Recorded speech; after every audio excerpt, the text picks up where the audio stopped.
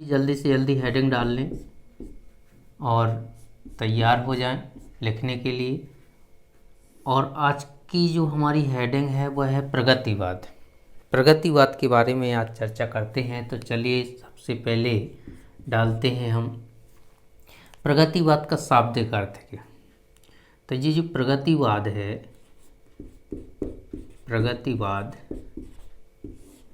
दो शब्दों से मिलकर बना है। दो शब्दों से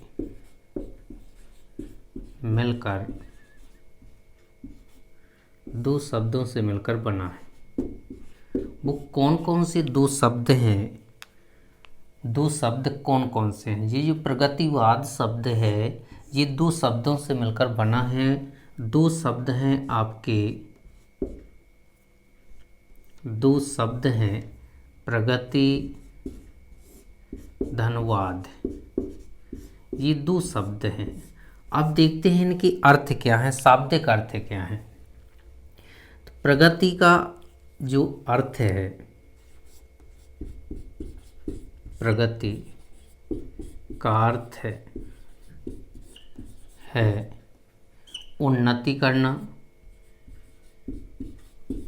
उन्नति करना, ये प्रगति का अर्थ हुआ। इसके बाद दूसरा है वाद। तो वाद का अर्थ है विचारधारा, विचारधारा। तो अब आप कह सकते हैं कि प्रगतिवाद का अर्थ क्या होगा। तो अब हम लिखेंगे अर्थात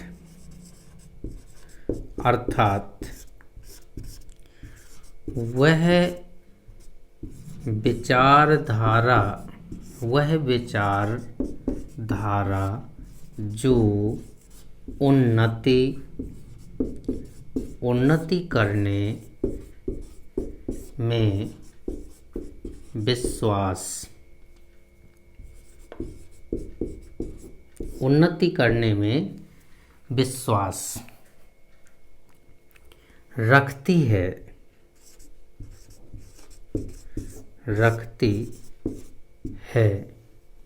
वह विचारधारा। देखिए, वह विचारधारा जो उन्नति करने में विश्वास रखती है उसे प्रगतिवादी विचारधारा, प्रगतिवादी विचारधारा कहते हैं। यहाँ पर आप क्या लिख सकते हैं? प्रगतिवादी विचारधारा की जगह आप लिख सकते हैं उसे प्रगतिवाद कहते हैं, प्रगतिवाद लिख सकते हैं। तो देखिए, प्रगतिवाद जो शब्द है, प्रगतिवाद शब्द दो शब्दों से मिलकर बना हुआ है, प्रगति प्लस वाद, जिसमें प्रगति का अर्थ है उन्नति करना और वाद का अर्थ है विचारधारा। तो अब हम क्या कह देंगे? अर्थात वह विचारधारा जो उन्नति करने में विश्वास रखती है उसे प्रगतिवाद कहते हैं। आप लोग जल्दी से जल्दी इसको क्या कर लें, नोट कर लें। और फिर इसके बाद देखते हैं एक और परिभाषा दी गई है प्रगतिवाद की। तो ये तो हो गई प्रगतिवाद की एक सामान्य सी परिभाषा। इसके बाद देखते हैं आचार्य रामचंद्र शुक्ल ने परिभाषा दी है। किसने दी है? तो लिखेंगे यहाँ पर रामचंद्र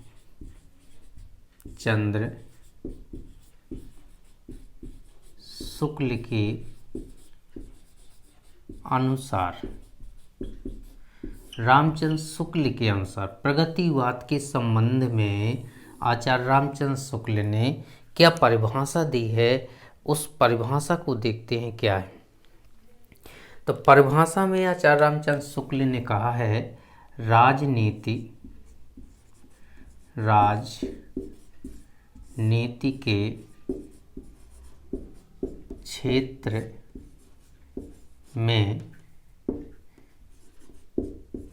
जो साम्यवाद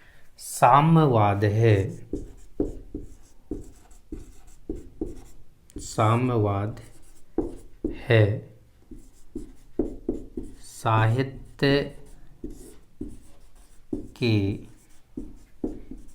क्षेत्र में वही, राजनीति के क्षेत्र में जो साम्यवाद है साहित्य के क्षेत्र में वही प्रगतिवाद है। प्रगतिवाद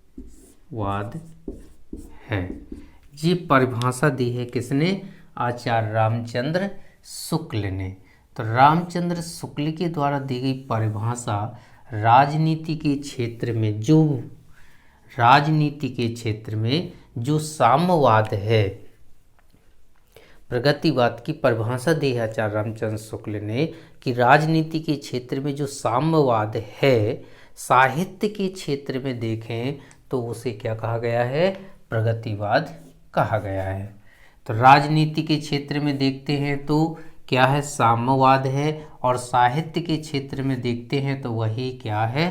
प्रगतिवाद है। ये आपकी परिभाषा आचार्य रामचंद्र शुक्ल के द्वारा दी गई है, तो इसको आप लोग नोट कर लें। इसके बाद फिर अगला पॉइंट बनाते हैं। अगला पॉइंट क्या है? ये बहुत ही मोस्ट पॉइंट है, आप लोग ध्यान दें।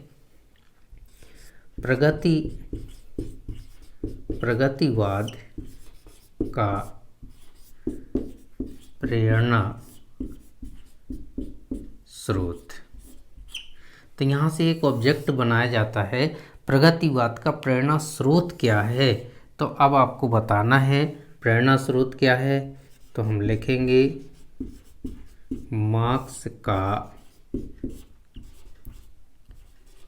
द्वंद्वात्मक भौतिकवाद।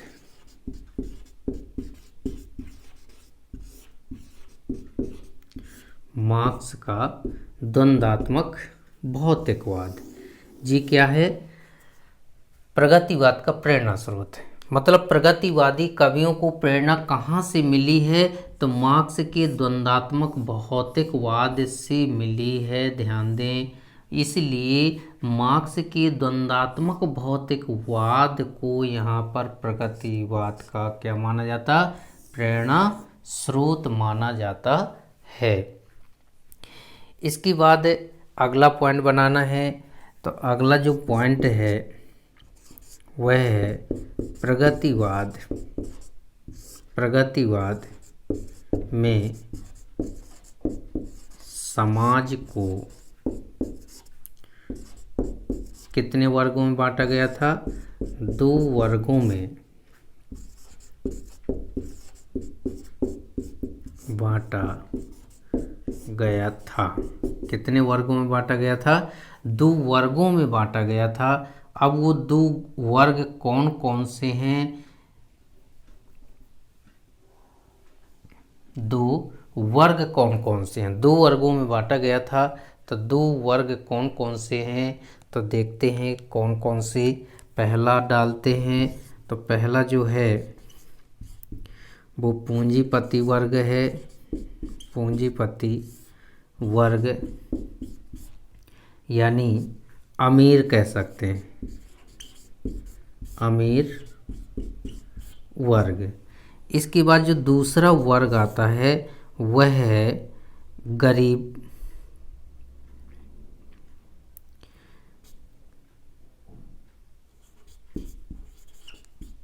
निर्धन वर्ग या गरीब वर्ग या किसान वर्ग। किसान वर्ग। इनके नाम क्या दिए गए थे? तो ये तो हो गए एक कह दें साधारण से नाम, लेकिन यहाँ पर नाम क्या दिए गए थे? यहाँ पर एक का नाम दिया गया था शोषक, एक का नाम दिया गया था शोषक और वर्ग, और एक का नाम दिया गया था शोषित वर्ग।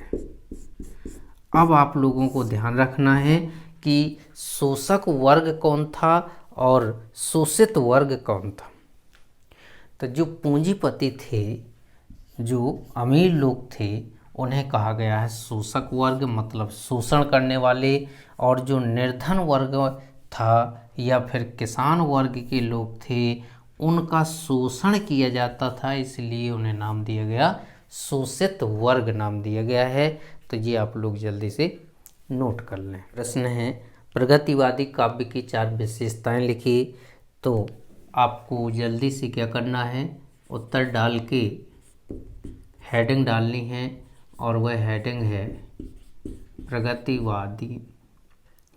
प्रगतिवाद की 4 विशेषताएं। 4 विशेषताएं। आप लोगों को भी क्या करना है, हेडिंग डालना है। तो आप लोग भी फटाफट डाल लें हेडिंग जल्दी से, और देखते हैं। तो हम लिखेंगे प्रगतिवाद की 4 विशेषताएं। प्रगतिवाद की 4 विशेषताएं निम्नलिखित हैं।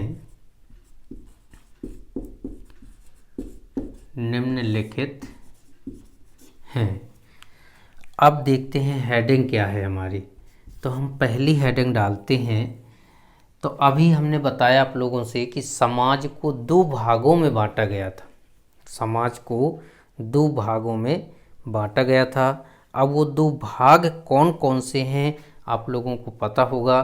तो अभी मैंने आप लोगों को बताया एक शोषक वर्ग था, शोषक वर्ग। तो हम लिखेंगे शोषकों के प्रति विद्रोह की भावना।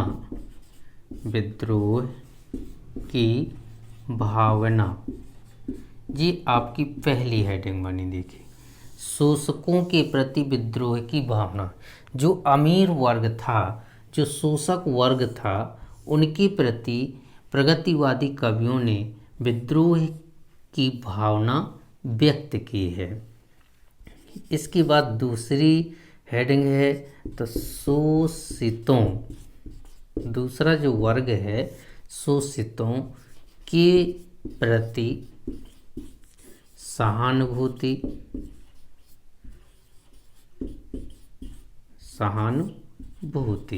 ये दूसरी आपकी हेडिंग है। तो जो शोषित वर्ग था, शोषित वर्ग, उनके प्रति सहानुभूति का भाव व्यक्त किया है। यानी प्रगतिवादी कवियों ने जो शोषित वर्ग था उनके प्रति सहानुभूति का भाव व्यक्त किया, अर्थात उनकी सहायता की अनेक तरह से।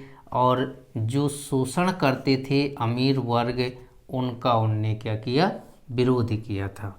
इसके बाद तीसरा जो है आपकी तीसरी जो हेडिंग है, आर्थिक व सामाजिक समानता, आर्थिक व सामाजिक समानता पर बल। तो यहाँ पर जो प्रगतिवादी कवियों का उद्देश्य था वह यह था कि समाज चाहे वो आर्थिक रूप से हो और चाहे सामाजिक रूप से हो, दोनों की दृष्टि से हमें क्या करना है, समानता का भाव व्यक्त करना है। मतलब किसी भी प्रकार का भेदभाव न रह जाए, इसलिए उन्होंने क्या किया, आर्थिक व सामाजिक समानता पर बल दिया था। इसके बाद चौथी हेडिंग है, तो चौथी हेडिंग में लिखेंगे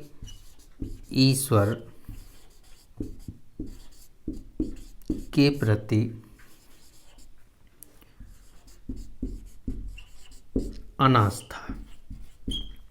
तो जो प्रगतिवादी कवि थे वो ईश्वर की सत्ता पर विश्वास नहीं करते थे, यानी ईश्वर के प्रति उनने क्या कहा, अनास्था का भाव व्यक्त किया, मतलब आस्था नहीं थी, आस्था या कह दे विश्वास। तो जो प्रगतिवादी कवि थे उन्हें ईश्वर की सत्ता पर विश्वास नहीं था, यानी ईश्वरीय शक्ति की अपेक्षा मानवीय शक्ति या मानवीय भावनाओं को उन्होंने महत्व दिया था। तो ये आपकी हो गई चौथी हेडिंग।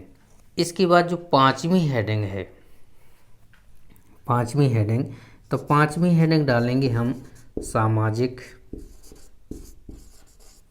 सामाजिक यथार्थ का चित्रण। तो जो यथार्थ मतलब सत्य था, समाज में जो भी सत्य था, रियल होता था, उसका उन्होंने उसी रूप में वर्णन किया, मतलब सत्य घटनाओं का वर्णन किया। तो इसलिए यहाँ पर एक हेडिंग आ गई सामाजिक यथार्थ का चित्रण। अब इसके बाद जो छठवीं हेडिंग है, छठवीं हेडिंग देखते हैं क्या है, नारी को शोषण से, नारी की कर लेना, नारी को शोषण से मुक्ति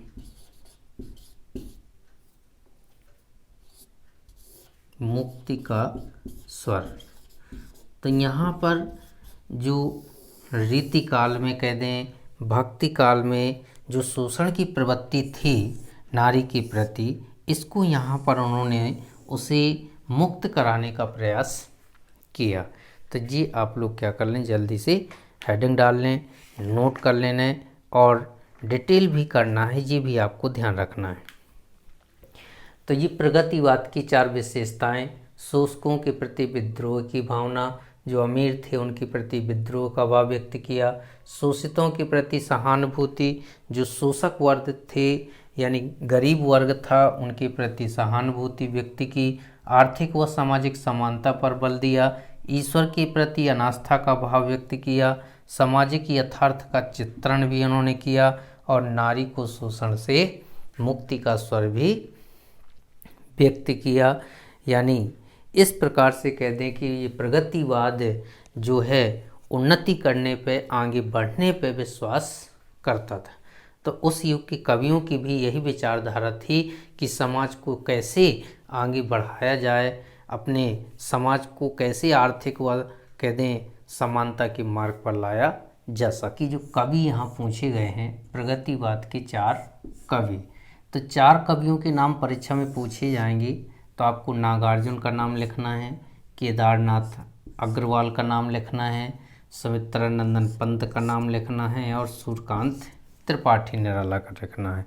सूर्यकांत त्रिपाठी निराला की जो रचना है,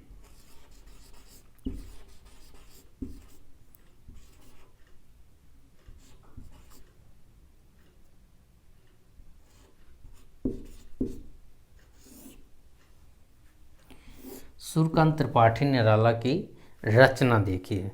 सूर्यकांत त्रिपाठी निराला की जो रचना है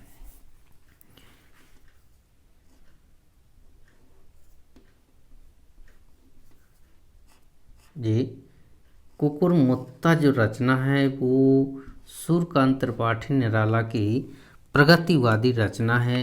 तो हमें यहाँ पर कोष्टक में लिखना है प्रगतिवादी रचना, प्रगतिवादी रचना मानी जाती है। सूर्यकांत त्रिपाठी निराला की जो रचना है बड़ी प्रसिद्ध रचना है प्रगतिवाद की, कुकुरमुत्ता। ये रचना प्रगतिवाद की है, इसमें जो शोषण की प्रवृत्ति है पूरी तरह से उजागर की गई है। और सुमित्रानंदन पंत की जो रचना है वह है युगवाणी।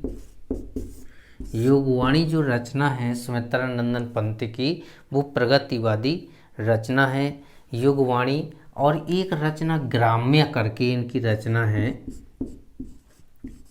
ग्राम्य ये भी प्रगतिवादी रचना मानी जाती है। तो देखिए ये दोनों कवि आपके छायावाद के हैं, ध्यान दें। सुमित्रानंदन पंत का नाम भी छायावाद में आता है और सूर्यकांत त्रिपाठी निराला का नाम आता है, लेकिन उनकी ये जो रचनाएं हैं सुमित्रानंदन पंत की देखें तो युगवाणी और ग्राम्य ये प्रगतिवादी रचनाएं हैं, ये ध्यान दें, प्रगतिवाद की ये रचनाएं हैं। और सूर्यकांत त्रिपाठी निराला की ये रचना प्रगतिवादी रचना मानी जाती है। इसके बाद देखते हैं नागार्जुन। तो नागार्जुन ने जो रचना लिखी है प्रगतिवाद में, प्रगतिवाद की जो रचना है नागार्जुन की वह युगधारा है, युगधारा। और दूसरी जो रचना है सतरंगी पंखों, सतरंगी पंखों वाली, सतरंगी पंखों वाली ये उनकी दूसरी रचना है और युगधारा पहली रचना है। इसके बाद केदारनाथ अग्रवाल, केदारनाथ अग्रवाल की जो रचना है उसको देखते हैं क्या है। तो इसमें युग की गंगा और दूसरी जो है फूल नहीं रंग बोलते हैं, फूल नहीं रंग बोलते हैं और युग की गंगा। तो ये आप लोग क्या कर लें, नोट कर लें। प्रगतिवाद के सबसे पहले नागार्जुन, केदारनाथ अग्रवाल, सुमित्रानंदन पंत और सूर्यकांत त्रिपाठी निराला, ये आपको 4 पहले नाम याद करना है। और फिर इसके बाद आपको 2 की रचना याद करना है। तो एक तो कर लेना सुमित्रानंदन पंत युगवाणी और ग्राम्य, और एक नागार्जुन का नाम आता है तो युगधारा और सतरंगों पंखों वाली। तो रचनाएं आपको 2 की याद करना है, लेकिन कवियों के नाम आपको 4 के याद करना है। तो इस तरह से हमारा प्रगतिवाद आज क्या होता है, समाप्त होता है। और यदि मेरा ये वीडियो आप लोगों को दोस्तों अच्छा लगे तो सब्सक्राइब ज़रूर कर दें, दोस्तों को भी शेयर कर दें और लाइक ज़रूर कर दें। और कमेंट बॉक्स में लिखकर ज़रूर बताएं ये वीडियो आपको कैसा लगा।